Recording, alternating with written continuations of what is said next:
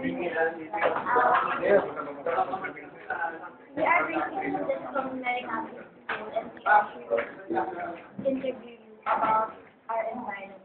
Okay. Ano po, section number 1 po. We know that Bacoor is a plastic-free city. How did you implement a plastic-free program here in the city of Bacoor? By implementing our 2002 ordinance. It's regulating plastic and styrofoam. The use of plastic and styrofoam within the territorial jurisdiction. For municipality dito, isang importante political issue. Dahil medyo mabigat sa una, but I know people understand our position. Kasi talagang binabaha tayo. What are the initial reactions of the citizens regarding your program? What program? That program? I think it's majority is positive. I think they cooperate. Still, there's still a problem. But the business community accepted that argument. And I think they're implementing. What are your other programs preserving and conserving the environment? Could you name some? Big planting,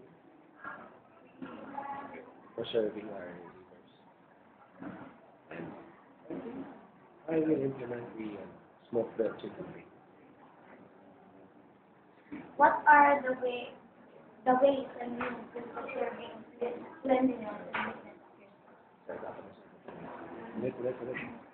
Yung ano po, yung ways and means in preserving cleanliness and neatness. Actually, dapat ang goal ng community. It's more on the community and barangay. I've been implementing that by way in the public act 9003, Solid Waste Management Act. So I urge all the barangays to implement putting up on material recovery facility in every barangay. Actually, I think there are about 80% of them. And yung the remaining 20% kasi location, nasa problem with the location, wala sila area for that.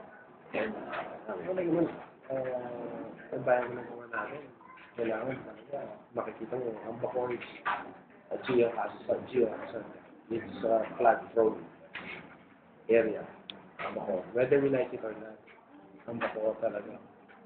Dahil ng tubig na galing sa so, talagang binababaan tayo. Give us some piece of advice, we as young citizens of Bacoor, on how we will contribute our help in preserving our environment. Plant a tree. Think of it in your own little way. And hingin ko. Kasi, hindi lang naman ngayon sa naubos na puno natin. And ang problema natin dito, wala tayong place for that. Even our main roads, wala. Sa Bangilis na wala kami mapaglagyan ng puno, semento, puro bahay. And ngayon, sa mga bagong ordinansa natin, meron tayong environmental code. Sa environmental code ng bago, gagawin natin bago, medyo mag-isip tayo. Na lahat na puputuling puno, they will replace it and they will take a certain piece. No, para i-urge natin na hindi sila magputol ng puno. Kasi kung babayaran may puno na 1 milyon, diba? Tapos magtatanong siya pa. So, hindi naman 1 milyon na. Just, kung babayad kayo 1 milyon sa isang puno para magputulin mo siya, hindi mo puputulin. Ganun ang gagawin natin bago ordinary.